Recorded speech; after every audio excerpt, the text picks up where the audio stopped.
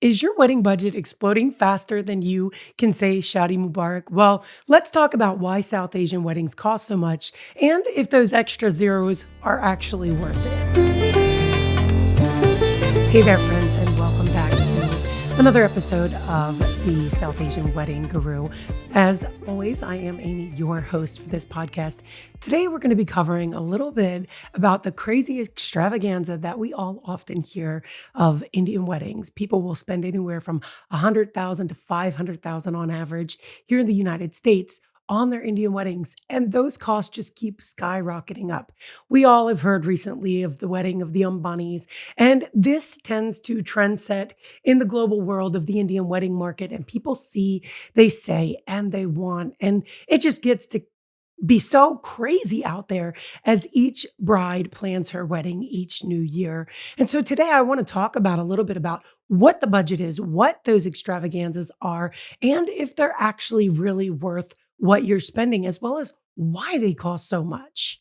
And I think one of the things that my girls out there want to know is how can you spend smarter and get more money? And I'm sure all you girls are out there wondering, how can I spend smarter without compromising on what matters most? So let's start with the facts. Did you know that the average Indian wedding in the United States actually runs between $100,000 and $300,000? No jokes. That is reported by the Knot, and I'll take their word for now until we get more statistical results that are coming from clients that actually aren't using the Knot. But that is what is being reported. And the crazy thing about that is that it's just getting bigger and bigger and bigger. The saddest thing about this whole situation is that the average spend on an American wedding in the United States, girls don't take this lightly. We all know you're Americans too, but I tend to refer to American weddings as white weddings. Anything with a white wedding dress is usually, to me, a white wedding. And the Knot refers to this as the average American wedding. But do you know the average spend for that wedding is $30,000? So why 3, 5, 10 times the difference on Indian weddings? Well, we're going to cover that today as well, because like you all are kind of wondering why. Let's start with the first big topic, multi-day functions. We all know South Asian weddings are multi-day functions. And with that comes multiple days of not only hosting your guest, but paying for venues, catering, decor, and most Indian weddings do not want what their friends had. So there's no cookie cutter and cut and paste here. They're wanting something different, something that represents them.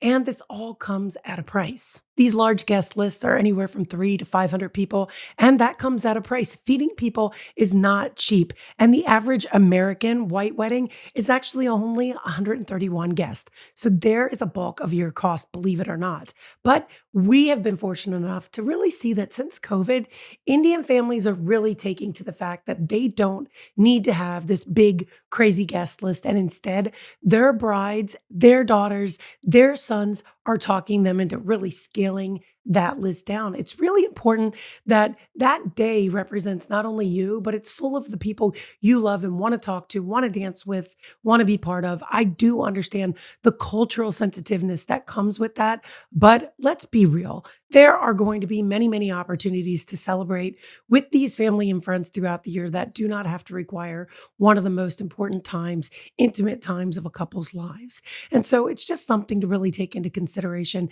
as you start dwindling down that guest list, because that guest list adds up very quick and you are the driver of that cost. So just keep in mind that these numbers don't need to be crazy neighbors and somebody who walked the dog by the house that you guys talk to for 5 minutes. Just keep it reasonable. And I want to be able to touch down a little bit on that elaborate decor, because a lot of people think, oh, everybody might have elaborate decor, but that's not true. South Asian, especially Indian weddings, require things that most people will not add on. And unfortunately, in some of our Indian weddings, they'll skimp on them too, but they are the most single important things that you shouldn't skimp on your wedding, like lighting. Lighting definitely allows all those people that you've invited to actually see your expressions, your faces, those dance performances. We've all been to that wedding where you show up and the beautiful decor is everywhere, but lighting is a miss. I can tell you, you could spend half as much on decor and spend the rest on lighting, and it will look way higher end than the person who spent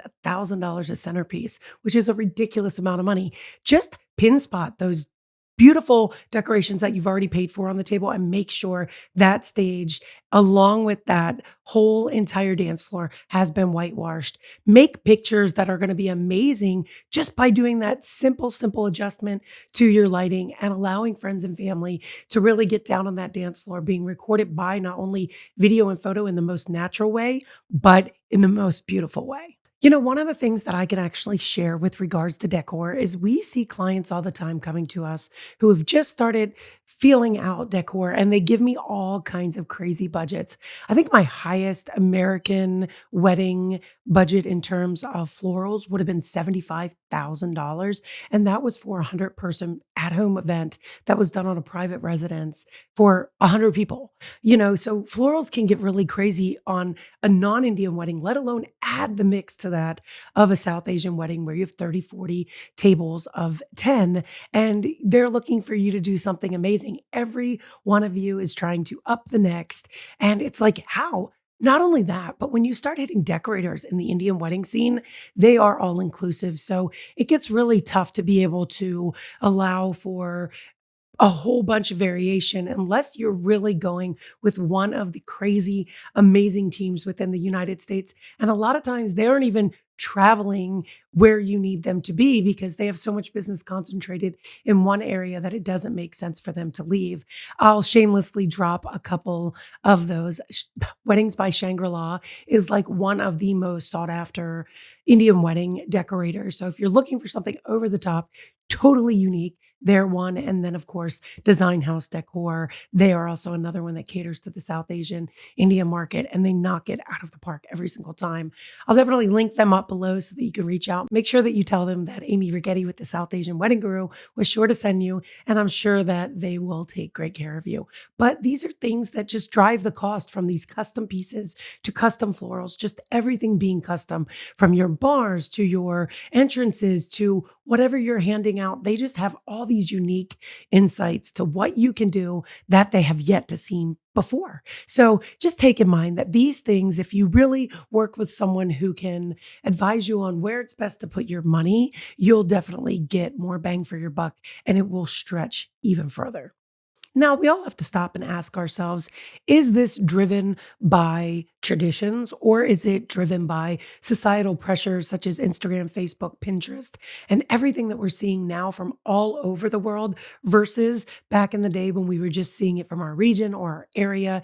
Every once in a while with a celebrity thrown in there. Well, I think that it's safe to say it's a little bit of both. Weddings are a huge symbol of not only a marriage in India, but the unification of two families.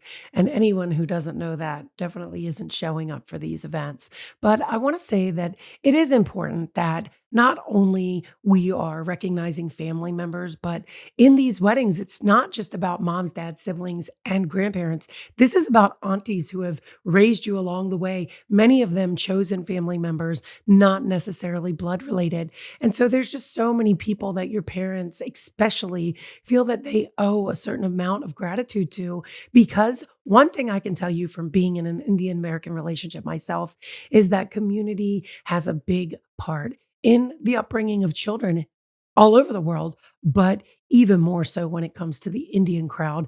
And we often tell ourselves that if there was one thing we could go back and change, and I know my Indian girls are definitely going to bang on me for this one, but we would have definitely submerged ourselves more in a community that was full of Indians. That was one of Srinu's big things. He didn't want everybody in his business. And, he didn't want to come home to a house full of Indian ladies who wouldn't leave because they just wanted to come spend time with us. So we pushed a little further out, push that envelope further than probably we should have in really locating ourselves in a place where it wasn't fully 100%. Well, maybe not 100%, but there are areas in which, especially in the United States, that there are communities where, Gujaratis hang tight together, Telugu people hang tight together, Punjabis are tight together. And he just wanted to really avoid that with our kids. And we went with his suggestion on it and pushed out a little bit further. But that's one of the things that I think myself as a mom, as someone who's married into the culture, part of how amazing these Indian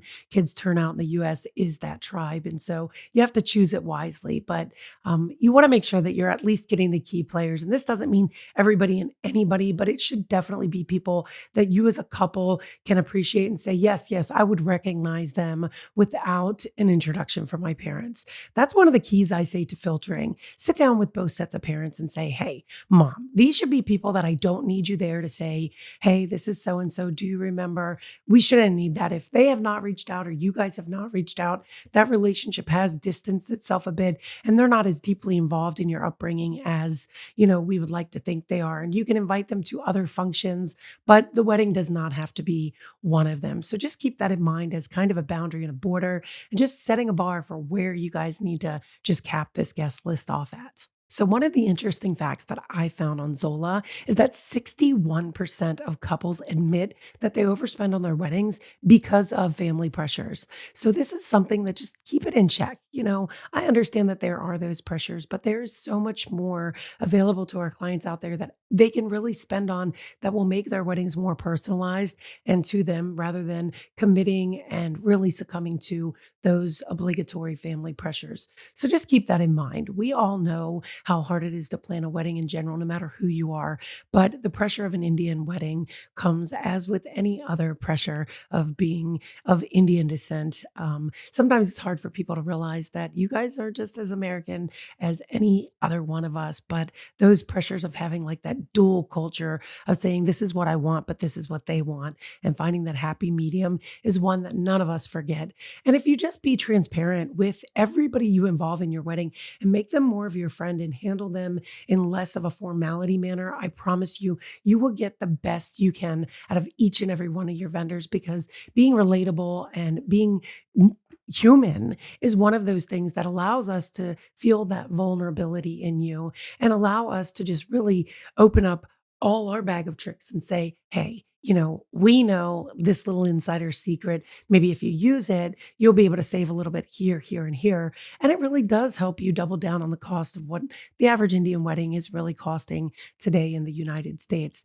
And maybe we can add a little bit less pressure to the next client. But the best news and the good news in all of this is that you can have the best and the most Indian wedding possible in the United States. I use that term broadly because Indian, everybody tends to think that India is just Hindu people, but it is many, many different religious sects.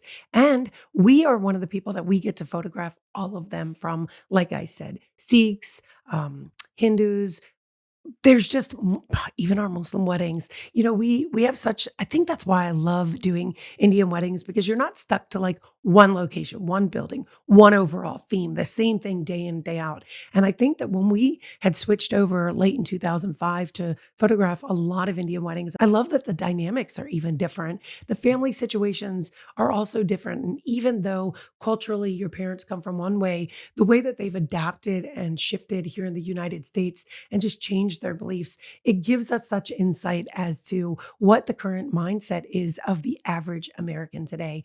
And we just love that. We love being included in it.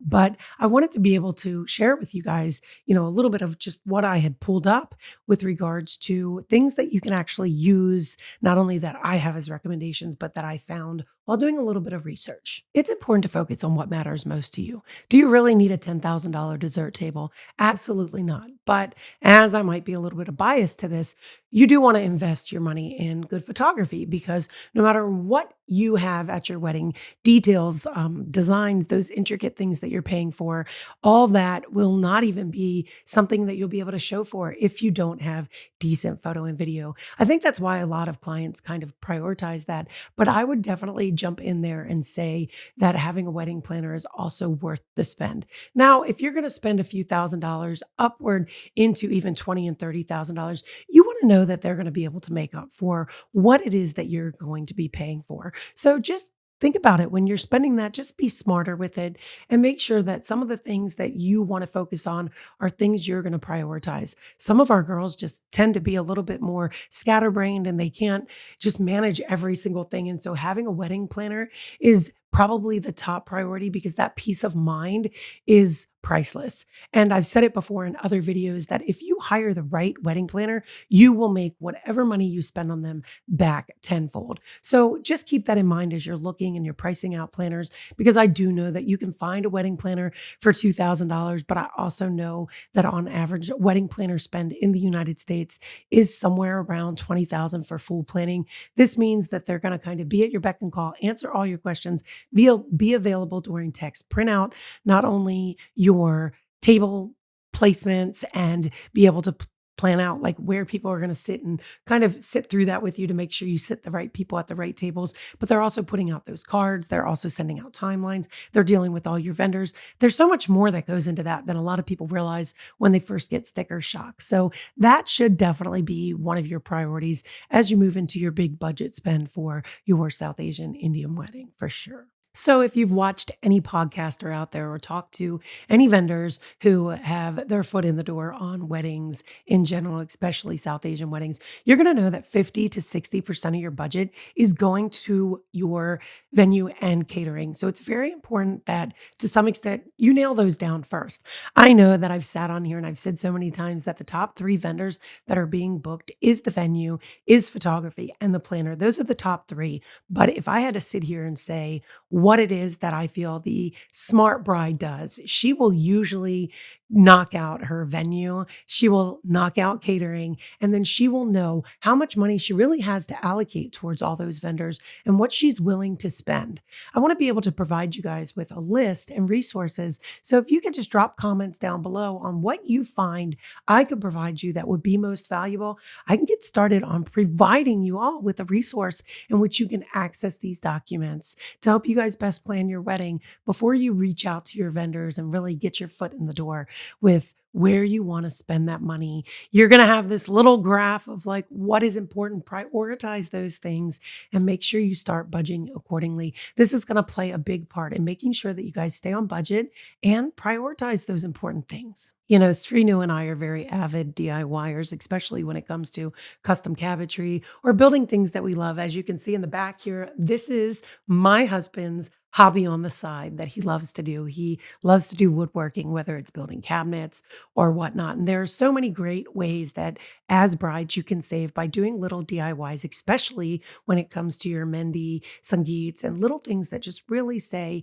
we love you. You know, a lot of people are like, oh, that's cheap as shit. Well, let me promise you, I know it's not, because I can tell you that those people feel so touched if there's something that you have actually physically put your effort into and really have shown them that, hey, we thought about you guys even before you got here. And they look at these things and they're like, this is amazing. There's so many things that you can do in terms of, instead of building these big budgets in for favors and stuff like that, start looking into the markets that are like trade markets out in India where you can like really help a family who specializes in little custom traditional things from your particular region that people will take home. You know, we all go into the home goods stores, right? Like if we have any type of class or taste, we are definitely running through home goods once a month and we're looking at all the unique stuff. But there are so many things that people love and they want to put out and they want to be able to style stuff.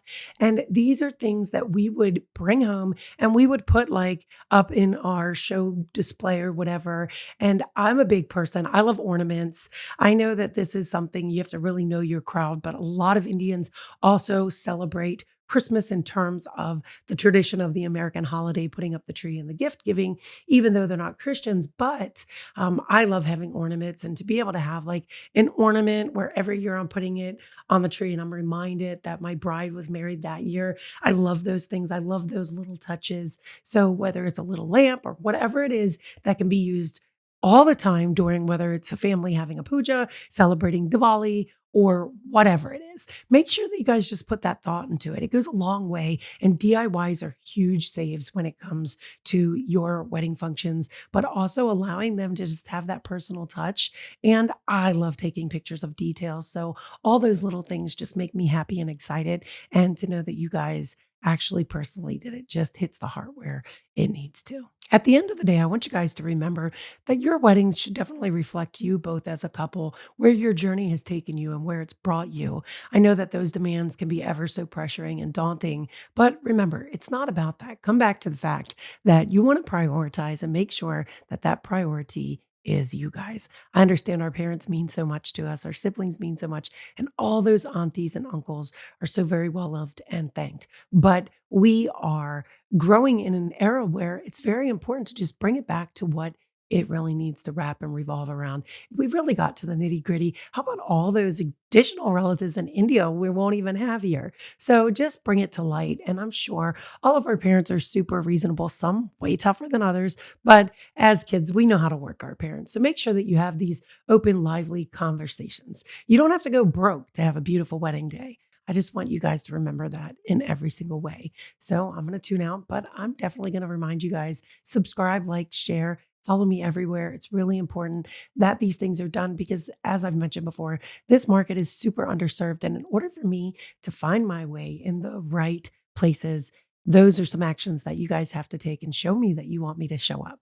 But I'm super excited to be doing this. I have a lot of fun in it. I feel like I am helping a community that very much needs me as well as I need them. Until my next episode, guys, happy wedding planning and don't forget to tune in to the next episode.